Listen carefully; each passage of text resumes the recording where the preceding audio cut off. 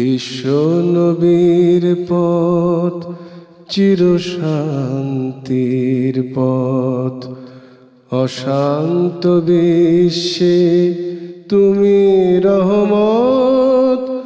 এসো তাই মেধা মননে জেনে নি। আসসালামু আলাইকুম ওয়া রাহমাতুল্লাহি ওয়া বারাকাতুহু।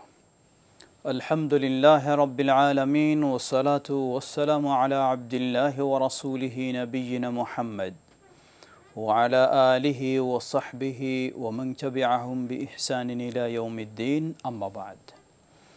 সুপ্রিয় দর্শক শ্রোতা, শুরুতে আপনাদের জানাচ্ছি বিশেষ আমন্ত্রণ, শুভেচ্ছা, স্বাগতম এনটিভির নিয়মিত দর্সে হাদিস জুমাবারের এই প্রোগ্রামে। সুপ্রিয় দর্শক শ্রোতা, আপনারা সকলে অবগত রয়েছেন, জুমাবারের এই দর্সে হাদিস প্রোগ্রামে আমরা একটি সুপ্রসিদ্ধ গ্রন্থ ইমাম নববী রাহিমাহুল্লাহ সংকলিত রিয়াদুস সালেহিন থেকে আমরা ধারাবাহিকভাবে আপনাদের সামনে বিভিন্ন শিরোনামে হাদিসগুলি উপস্থাপন করে থাকি। আজকেও ঠিক একটি মানব জীবনের আচার আচরণ সংশ্লিষ্ট একটি গুরুত্বপূর্ণ বিষয় নিয়ে আমরা আপনাদের সামনে প্রিয় রাসূল মুহাম্মদ সাল্লাল্লাহু আলাইহি ওয়াসাল্লামের হাদিসের দর্স তুলে ধরব ইনশাআল্লাহ। আজকে আমরা যেই বিষয় নিয়ে আপনাদের সামনে রিয়াদুস সালেহিন থেকে আলোচনা রাখতে চাচ্ছি, বিষয়টি হচ্ছে বাবুন নাহি আনিল বুখলি ওয়াশ-শুহি, কৃপণতা নিষিদ্ধ। এ প্রসঙ্গেই আজকের আমাদের হাদিসের দর্স হবে। সুপ্রিয় দর্শক শ্রোতা, মানুষ আসলে যখন দুনিয়ার ধন সম্পদের প্রতি মগ্ন হয়ে যায়, এমনভাবে ধন সম্পদের প্রতি আকৃষ্ট হয়ে যায়, তার জীবনটা চায় কত আমি সংগ্রহ করতে পারবো, কিন্তু এটি ব্যয় করতে চায় না। এটি তার কাছে খুবই কষ্টদায়ক মনে হয়। আসলেই মানুষের জীবনটা কিন্তু এটি শান্তিময় নয়। যদিও তার কাছে ব্যয় করাটা কষ্টদায়ক মনে হয়, কিন্তু এই কষ্টদায়কটাই মূলত অন্য দিক থেকে তার জন্য অকল্যাণকর বিষয়। কারণ মানুষকে দুনিয়ার জীবনে বেঁচে থাকতে হলে একদিকে তাকে আয় করতে হবে, রোজগার করতে হবে, অপরদিকে নিজের প্রয়োজন মেটানোর জন্য ও সংশ্লিষ্টদের প্রয়োজন মেটানোর জন্য তাকে ব্যয় করতে হবে। এই ব্যয় করার ক্ষেত্রে তিনটি দিক হতে পারে। এক হলো অপব্যয় করা, এত বেশি ব্যয় করা হয় যা প্রয়োজনের বাইরে। এটি যেমন মানুষের জন্য ক্ষতিকারক বিষয়, অকল্যাণকর বিষয়, ঠিক তেমনিভাবে এর বিপরীত ব্যয় না করা, এত শক্ত, এত কৃপণ, কিছু ব্যয় করতেই চায় না, এটাও তেমন মানুষের জন্য ক্ষতিকারক বিষয়। ইসলাম হলো মধ্যম পন্থার জীবন ব্যবস্থা। সুতরাং ইসলাম আমাদেরকে নির্দেশনা দেয় অপব্যয় নয়, আবার একেবারে কৃপণতার চূড়ান্ত সীমায় পৌঁছে যাবেন, ব্যয় করবেন না, সেটাও নয়, মধ্যম পন্থা। সুপ্রিয় দর্শক শ্রোতা, সত্যি ইসলামের আদর্শিক বিষয়গুলি যদি মানুষ একটু ভাবে, তাহলে এটাই তাকে ইসলামের দিকে পথ দেখাবে। কতই না সুন্দর ইসলামের জীবন ব্যবস্থা, সুবহানাল্লাহ। কৃপণতা যেমন খারাপ বিষয়, অপব্যয়ও তেমন খারাপ বিষয়। ইসলাম একদিকে অপব্যয় করাটাকে নিষিদ্ধ করেছে, অপর দিকে আবার কৃপণতাটাকেও নিষিদ্ধ করেছে। আমরা এক্ষেত্রে ইমাম নববী রাহিমাহুল্লাহ রিয়াদুস সালেহিনে একটি পরিচ্ছেদ নিয়ে এসেছেন। সেই পরিচ্ছেদের অধীনে কয়েকটি আয়াত নিয়ে এসেছেন এবং একটি প্রিয় রাসূল সাল্লাল্লাহু আলাইহি ওয়াসাল্লামের হাদিস নিয়ে এসেছেন। আমরা সেগুলি একটু শুনব, অতঃপর আবার কিছু বিস্তারিত আলোচনা করব সংশ্লিষ্ট বিষয়ে। আল্লাহ সুবহানাহু ওয়া তাআলা সূরা আল-লাইল 8 থেকে 11 নম্বর আয়াতে বলেন, বা'দা আউযু বিল্লাহি মিনাশ শাইতানির রাজীম ওয়া আম্মা মান বাখিলা ওয়াস্তাগনা ওয়া কাযযাবা বিল হুসনা ফাসানুয়াসসিরুহু লিল উসরা ওয়া মা ইউগনি আনহু মালুহু ইযা তারাদ্দা। আল্লাহ রাব্বুল আলামিন বললেন, ওয়া আম্মা মান বাখিলা ওয়াস্তাগনা, আর যে ব্যক্তি ব্যয়ের ক্ষেত্রে কৃপণতা অবলম্বন করবে, খুব শক্তহস্ত হবে, ওয়াস্তাগনা, এবং সে নিজেকেই স্বনির্ভরশীল মনে করবে, আল্লাহ রাব্বুল আলামিনের মুখাফিকি হওয়া প্রয়োজন মনে করবে না। আল্লাহ রাব্বুল আলামিন বললেন, ওয়া কাযযাবা বিল হুসনা, এবং ভালো বিষয়গুলিকে, ঈমানের বিষয়গুলিকে, ইসলামের বিষয়গুলিকে সে মিথ্যা জানবে।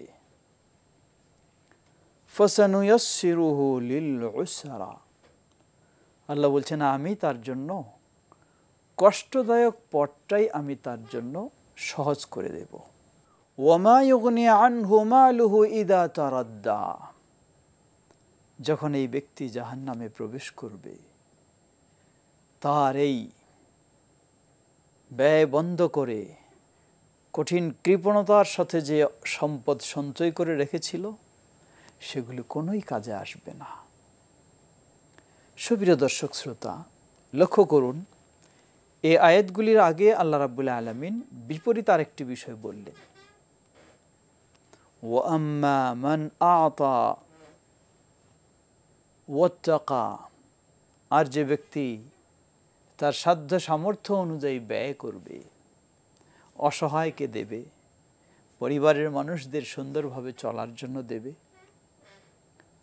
ওয়াত্তাকা, এবং তাকওয়া অবলম্বন করবে, আল্লাহকে ভয় করে চলবে, ভালো পথে চলবে, খারাপ থেকে বিরত থাকবে, ওয়া সাদ্দাকা বিল হুসনা, ইসলামের বিষয়গুলিকে সত্য বলে মেনে নিবে, আল্লাহ তার জন্য বলছেন ফাসানুয়াসসিরুহু লিল ইউসরা, সহজটাই তার জন্য আমি সহজ করে দেব। সুবহানাল্লাহ, সহজটাই, অর্থাৎ যেই পথে চললে তার জন্য কল্যাণকর হবে সেই পথটাই আল্লাহ রাব্বুল আলামিন তার জন্য সহজ করে দেবেন। আর এখানে আল্লাহ রাব্বুল আলামিন বলছেন যে কৃপণ হবে এবং নিজেকে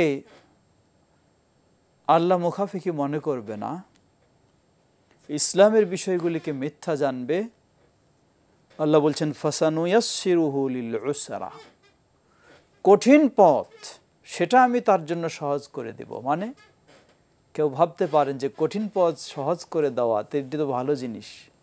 না, কঠিন পথ সহজ করে দেওয়া ভালো জিনিস নয়। কঠিন পথ দ্বারা উদ্দেশ্য যেই পথে তার জন্য অকল্যাণ রয়েছে, যেই পথে তার জন্য ক্ষতি রয়েছে, যেই পথ তার জন্য কষ্টদায়ক, ধ্বংসের পথ, এই দিক থেকে কঠিন পথ, সেটাই আল্লাহ রাব্বুল আলামিন তার জন্য সহজ করে দেবেন। এর অর্থ ওই পথে সে নেমে যাবে, যার ফলে সেই ধ্বংসের সম্মুখীন হবে, ক্ষতির সম্মুখীন হবে, অকল্যাণের সম্মুখীন হবে। এরপরে আল্লাহ রাব্বুল আলামিন বললেন, ওয়া মা ইউগনি আনহু মালুহু ইযা তারাদ্দা, দুনিয়ার জীবনে তো কষ্ট করে সম্পদ উপার্জন করেও ব্যয় না করে বিদায় নিয়ে চলে যায়, দুনিয়ার জীবনেও সে খুব একটা উপকৃত হতে পারে না তার সম্পদ দিয়ে। আবার আখেরাতে তার ঈমান না থাকার কারণে, ভালো পথে না চলার কারণে সেই আখেরাতেও এই সম্পদ কোনো কাজে আসবে না।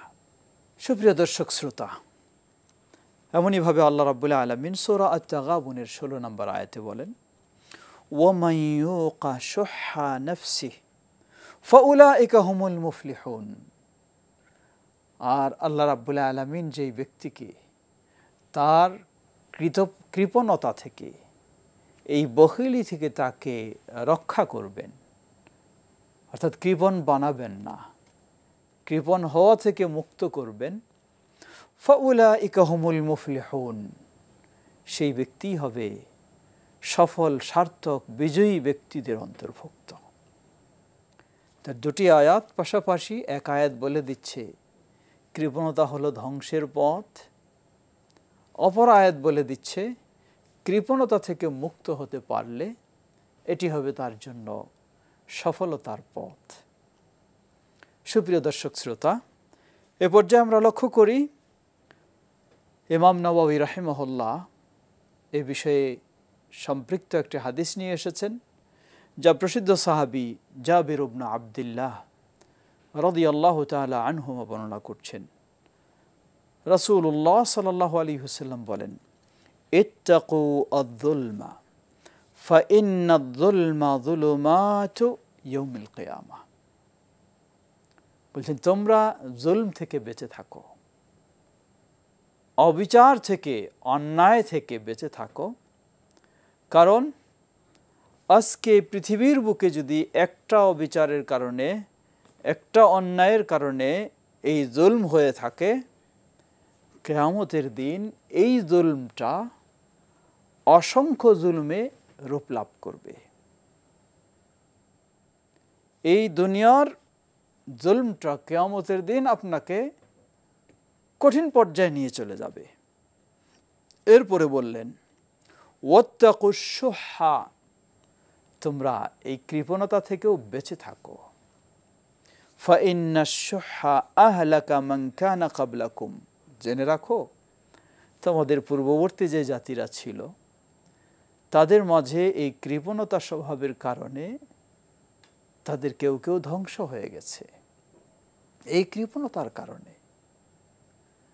উদাহরণস্বরূপ লক্ষ্য করুন, আমরা পেয়ে থাকি ইতিহাসে ফেরাউনের সময়ে, মূসা আলাইহিস সালামের সময় কারুন নামে একজন ব্যক্তি, তৎকালীন সময়ে যিনি সবচেয়ে সম্পদশালী ছিলেন, যার সেই সম্পদ যে গোদামে রক্ষিত ছিল, সেই গোদাম ঘরের চাবি বহন করতে শক্তিশালী একটা উটের দল প্রয়োজন হতো। সুবহানাল্লাহ, এত সম্পদের মালিক ছিল। কিন্তু সেই ব্যক্তি যখন দাম্ভিক ছিল, অহংকারী ছিল, আল্লাহর প্রতি সে বিশ্বাসী হয়নি, যার ফলে এত সম্পদের মালিক হওয়া সত্ত্বেও জনসম্মুখে আল্লাহর নির্দেশে, আল্লাহর শাস্তিতে, গজবে সে মাটির নিচে ডেবে ধ্বংস হয়ে যায়। এই বিশাল সম্পদও তাকে কোনো কাজে আসেনি, তার কোনো উপকার করতে পারেনি। সম্পদেই সঞ্চয় করেছে সে, কিন্তু সম্পদ নিজেও ভোগ করতে পারেনি, এই ভয়াবহ বিপদ থেকেও তাকে সম্পদ রক্ষা করতে পারেনি। তাই আল্লাহ রাসূল সাল্লাল্লাহু আলাইহি সাল্লাম বললেন, জেনে রাখো এই কৃপণতা তোমাদের পূর্ববর্তীতে যারা ছিল তাদের কাউকে ধ্বংস করেছে। হামালাহুম আলা আন সাফাকু দিমাআহুম ওয়াস্তাহাল্লু মাহারিমাহুম, এই কৃপণতার কারণে তারা রক্তপাত ঘটিয়েছে, তারা অন্যায় অবিচার করে যুদ্ধ বিগ্রহ করেছে, এই কৃপণতার কারণে। কেউ হয়তো বলতে পারেন যে কৃপণতার কারণে যুদ্ধ বিগ্রহ কেমনে হয়? হ্যাঁ, কৃপণতার কারণে হয়। আজকে লক্ষ্য করুন, আমাদের সামাজিক অবস্থাটাও এমন হয়েছে। নিজের জন্য হয়তো বা বিভিন্ন কারণে অনেক ব্যয় করি, কিন্তু একজন প্রতিবেশী, তাকে সামান্যতম কিছু দিতে চাই না। যদি কেউ কোনোভাবে সামান্য কিছু গ্রহণও করে থাকে, নিজে এটাকে মেনে নিতে পারি না, এত কষ্ট অনুভব করি, প্রয়োজনে তার সাথে শুধু তর্ক নয়, ঝগড়া বিবাদ নয়, হাতাহাতি, মারামারি, খুনাখুনি পর্যন্ত হয়ে যায়। মূল বিষয়টা কি? আমার মাঝে যদি উদারতা থাকতো, তাহলে অনেক কিছু কেউ নিয়ে ফেললেও আমি এই সামান্য সম্পদের কারণে কারো কাছে বা কারোর সাথে এই তর্ক, ঝগড়া, বিগ্রহ বা খুনাখুনিতে কখনো লিপ্ত হতাম না। কিন্তু আমার ভিতরে এমন কৃপণতার স্বভাব রয়েছে, যার ফলে মেনে নিতে পারছি না, এজন্য প্রয়োজনে তার উপর আক্রমণ পর্যন্ত করে বসি। আল্লাহ রাসূল সাল্লাল্লাহু আলাইহি ওয়াসাল্লাম অতীতের সেই দৃশ্য বা সেই ঘটনা এখানে তুলে ধরে আমাদেরকে উপদেশ দিচ্ছেন যে আসলে কৃপণতা কখনো মানুষের জীবনে সুখ শান্তি নিয়ে আসে না, দুনিয়ার জীবনেও নয়, আখিরাতের জীবনেও নয়। সুপ্রিয় দর্শক শ্রোতা, কৃপণতা বিভিন্ন ধরনের হতে পারে। অনেক ব্যক্তিকে দেখা যায় তিনি অন্যের ক্ষেত্রে যথেষ্ট ব্যয় করেন, কিন্তু নিজের প্রয়োজনীয় চিকিৎসার প্রয়োজন সেখানে তিনি ব্যয় করতে সাহস পান না, কৃপণতা করেন। নিজের একটু ভালো মোটামুটি মার্জিত পোশাক পরবে, কিছু ভালো খাবে, কিছু বেশভূষণ পরবে, সেই ক্ষেত্রে দুনিয়ার কৃপণতা শুরু করেন তিনি। আবার অন্যের ক্ষেত্রে তিনি ঠিকই ব্যয় করতেছেন। তো সেই ব্যক্তিও ভারসাম্যহীন, তিনি অন্যের ক্ষেত্রে ব্যয় করেন কিন্তু নিজের ক্ষেত্রে তিনি কৃপণতা করেন। এই নিজের ক্ষেত্রে কৃপণতা করা, এটাও যেন নিজের প্রতি একটা জুলম করা। যে হাদিসে আমরা পেয়েছি, আল্লাহ রাসূল সাল্লাল্লাহু আলাইহি ওয়াসাল্লাম বললেন, ইত্তাকু আয-যুলমা, জুলম থেকে তোমরা বেঁচে থাকো। জুলম বহু ধরনের হয়, তার মাঝে একটা কৃপণতা করা, এটাও একটা জুলম। কারণ যেই ক্ষেত্রে যতটুকু প্রয়োজন সেই ক্ষেত্রে ততটুকু না দেওয়া, এর চেয়ে কম দেওয়াও অন্যায়, আবার বেশি দেওয়াও অন্যায়।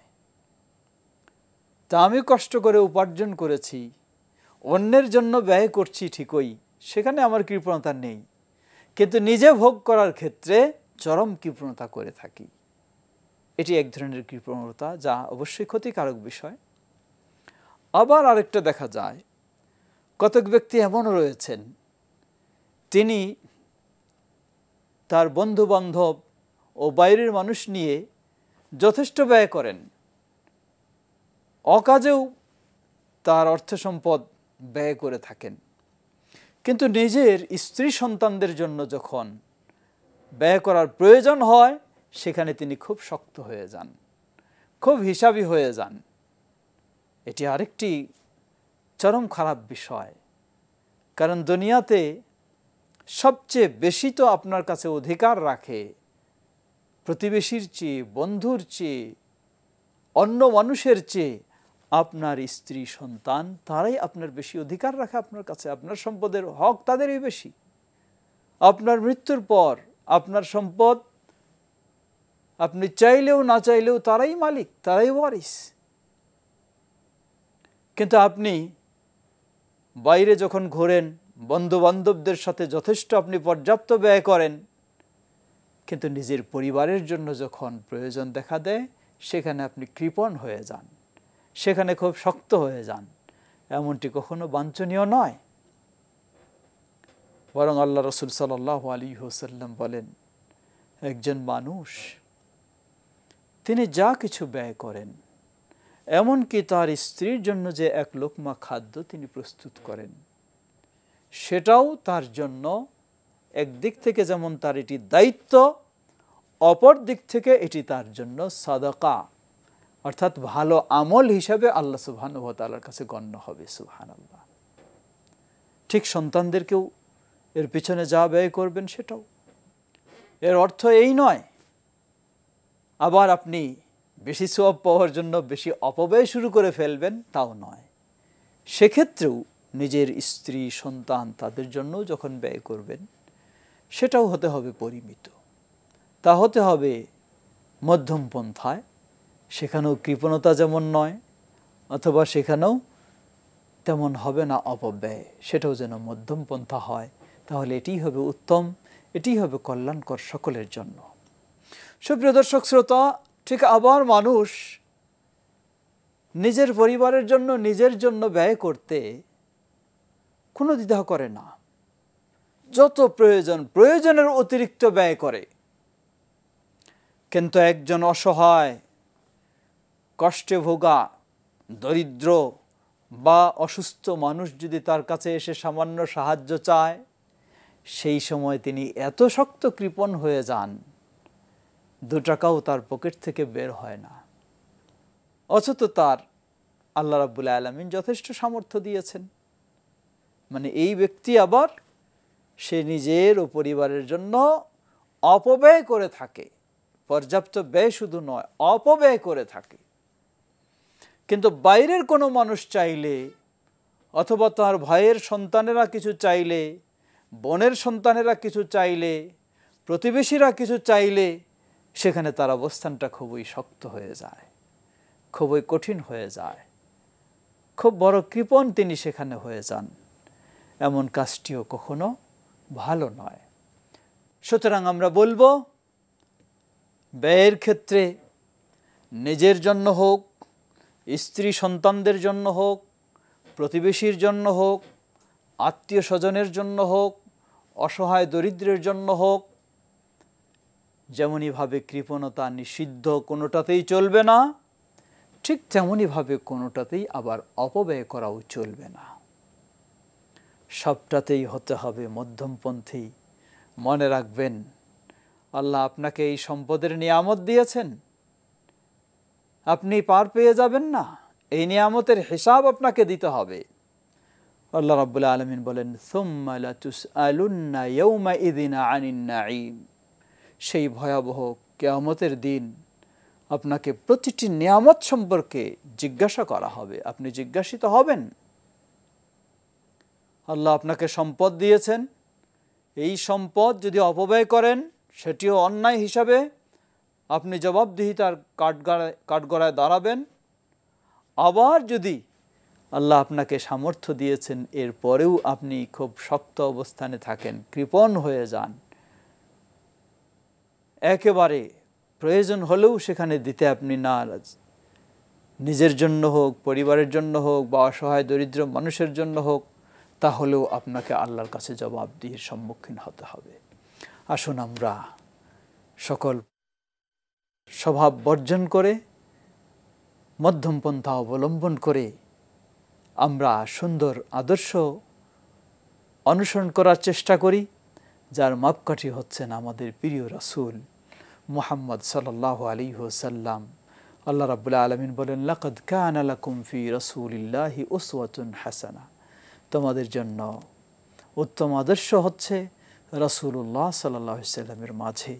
আমরা যেন সেই পথই অবলম্বন করতে পারি।